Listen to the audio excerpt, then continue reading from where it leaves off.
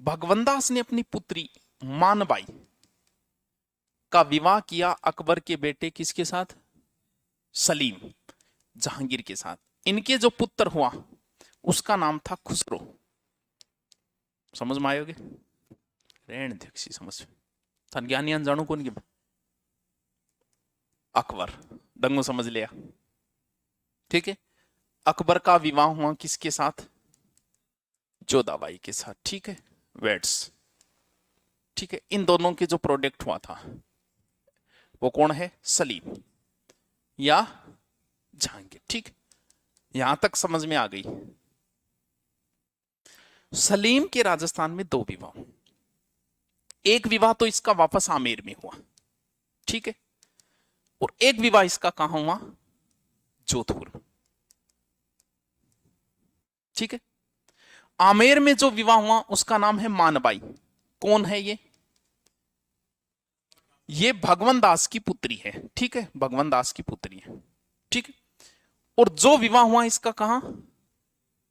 जोधपुर में। उसका नाम था जगत गोसाई, मोटा राजा उदय सिंह की बेटी थी। ठीक, आप किताब पढ़ते पढ़ते आपको लिखा मिला कि अकबर का विवाह जोधाबाई से। ठीक है, नो कंफ्यूजन हुआ। फिर आपने कहीं पढ़ा कि जहांगीर का विवाह जोधाबाई से हुआ। अब गड़बड़ होगी, अब थे कंफ्यूज हो गया, अकबर को जोधाबाई से आ गए, जहांगीर को जोधाबाई से आ गए। लाइन दोनों ही सही है, क्योंकि ये जो जोधाबाई, ये जगत गुसाई है, ये जोधपुर की थी, और जोधपुर की होने की वजह से इसे भी इतिहास में क्या कहने लग गए? जोधाबाई। जोधाबाई दोनों ही सही है। वो आमेर की जोधाबाई है, ये कहां की जोधाबाई है? ये जोधपुर की होने के। इनके जो प्रोडक्ट हुए किनके? इनके, एक्स और वाई। कौन? खुसरो। ठीक है, और इधर भी होगा जो जोधपुर वाली हुई, इनके जो हुआ उसका नाम था खुर्रम, जो आगे जाके इतिहास में शासक बना किस नाम से? शाहजहां। यानी ये बादशाह बना जो आमेर का भांजा है, ये बादशाह बना जो कहां का भांजा है।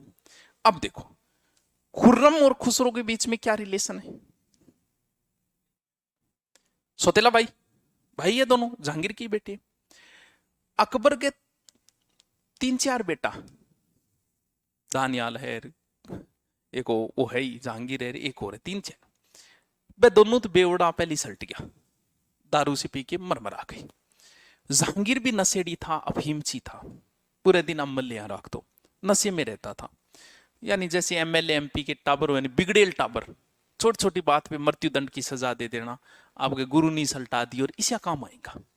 अकबर इससे परेशान हो गया कि यार भारत की भावी पीढ़ी, भारत की राजगद्दी पर ईशो बादशाह देके जाऊंगा मैं, क्योंकि टाबर एक ही बच्चों। तो खुसरो मान सिंह के लगे, मान सिंह को भाणजो है। मान सिंह एक अच्छा सेनापति था, योग्य व्यक्ति था, और खुसरो मान सिंह के सागे रहा कर तो भाणजो है।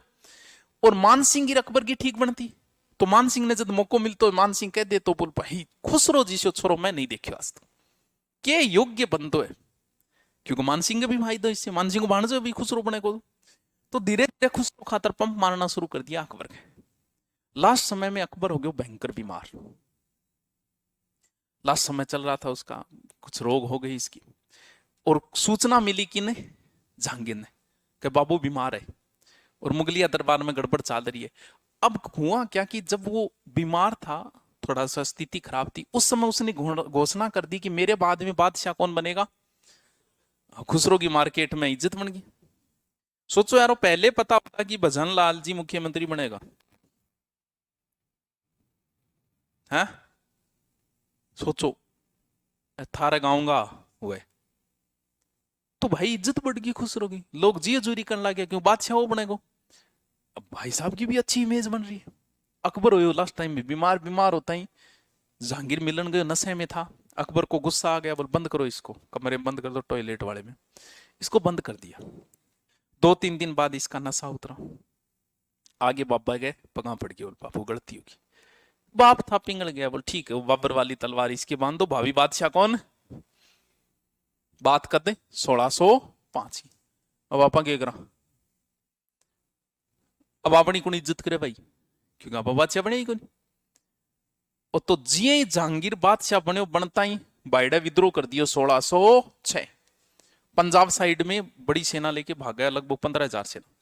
और वहां पर पंजाब में सिखों के 5वें गुरु अर्जुन देव जी वहां मुलाकात करी। इस बात पे जहांगीर नाराज हो गया अर्जुन देव जी, और अर्जुन देव जी को मृत्युदंड दे दिया इसने।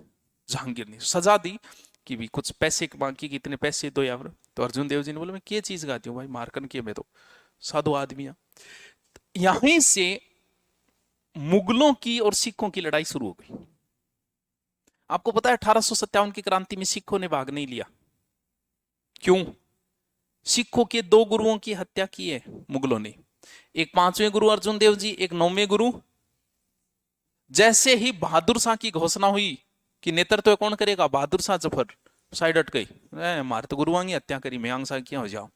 तो 5वें गुरु की हत्या कराई, तो यहां से मुगल और सिखों की लड़ाई शुरू हो जाएगी। और 9वें गुरु तेग बहादुर जी की हत्या किसने करवाई? औरंगजेब ने। अब क्या हुआ कि भेरावल के युद्ध में खुसरो को पकड़ लिया, खुसरो के सहयोगियों को खुसरो के सामने ही मरवाया और खुसरो की आंखें फोड़ के जेल में डाल दिया। कुछ दिनों बाद जहांगीर का पुत्र प्रेम वापस जा गया, बापू इलाज करवायो इंगो मैनू इराक ईरान, वहां से डॉक्टर बुलाई, इसकी एक आंख सही हो गई, एक गई, एक आंख बच गई इसकी, कानियो बन गयो। काणो आदमी बादशाह तो बनी सके, क्योंकि खुसरो बड्डो, खुर्रम में टेंशन हो गई, बादशाह वो बन सके। तो एक दिन जहांगीर ने बोले पापा बेचारा टेंशन में रहे, कानियो घुमा ले कि नहीं ले जाऊं इन्हें, मैंने बोला हाँ घुमा ले यार बेचारा तो टेंशन मुक्त हुए। इंसल्ट आती, बादशाह कौन बन गया? खुर्रम या शाहजहां। इतिहास में कई जगह ऐसा लिखा मिलता है कि खुसरो की जो हत्या है वो इसकी मां ने कर दी। कौन है? ये इतिहास की पहली क्या है? मातृहत्या। तो असंभव सी चीजें हैं, प्रैक्टिकली ये चीजें कहीं संभव नहीं है। आज भी आप देखोगे भारत में जितनी सजाएं हुई हैं, फांसी तो किसी महिला को हुई नहीं आज तक। जितनी भी अगर कोई महिला मर्डर में शामिल हुई है तो कोई दुनिया की कोई महिला डायरेक्ट मर्डर में शामिल नहीं हुई है, किसी न किसी और का प्लानिंग रहा है उसके साथ। महिला अबूझ बालक की तरह होती है, कुछ भी करवा सकते हो उससे, आपके दिमाग की उपजी है, और किसी भी उम्र की महिला हो। इसीलिए तो कहा बहला फुसला कर ले गया, क्योंकि अबूझ बालक की तरह वो बहलाया फुसला जा सकता है। 50 साल की उम्र की महिला को भी बहलाया फुसला, चौका 20 साल का टाबरान छोड़ के बाजिया, तो बहलाया फुसलाया जा सकता है। महिला कभी आक्रामक नहीं रही, आक्रमण करना महिला का स्वभाव नहीं रहा है, यानी अग्रेसिव नहीं होती, पजेसिव होती है महिला। पुरुष अग्रेसिव होता है। तो सीधे आज तक दुनिया की कोई किसी केस में सीधे मर्डर में कोई महिला शामिल है, उसके पीछे कोई ना कोई पुरुष पाया जाता है। पति ने सल्टा दे, पुरुष पाया जाएगा पीछे, कन्फर्म पक्का। प्रेमी के साथ मिलकर पति को ड्रम में डाला, खुद स्वयं बैठ के ऐसा प्लानिंग नहीं कर सकती कि मैं इस व्यक्ति को मार दूं, क्योंकि आक्रामक स्वभाव नहीं है। जैसे आदमी जाके चक्कू मार सकता है, महिला नहीं मार सकती, ऐसी शामिल हो सकती है साथ है, लेकिन आक्रामक उसका स्वभाव नहीं होता, उसका स्वभाव पजेसिव होता है। प्रेम का इजहार करना भी आक्रमण करना होता है। जब आप प्रेम का इजहार करोगे आप दूसरे के ऊपर अटैक कर रहे हो, इसलिए पहली बार में आप में भी घबराहट होगी, सामने वाले में, क्योंकि उस पर आक्रमण हो रहा है। आप आक्रमण जो को सीधो जाके बोला नंबर दे, मतलब छंटा हुआ बदमाश है, अच्छा अनुभव है इस चीज का इसने, वरना प्रेमी नंबर मांग ही नहीं सकता, बेचारे की हिम्मत ही नहीं हो पाती, क्योंकि आक्रमण करना आसान काम नहीं है।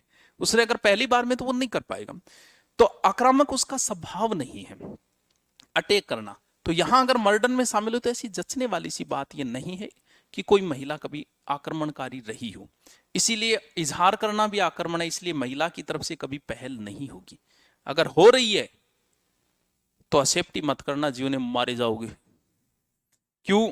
क्योंकि ये स्त्री स्वभाव के विपरीत है, और जो स्त्री स्वभाव के विपरीत है तो वह फिर वो आक्रामक है। आक्रामक होना ही मतलब कभी ड्रम में गाल सके, समझ गए?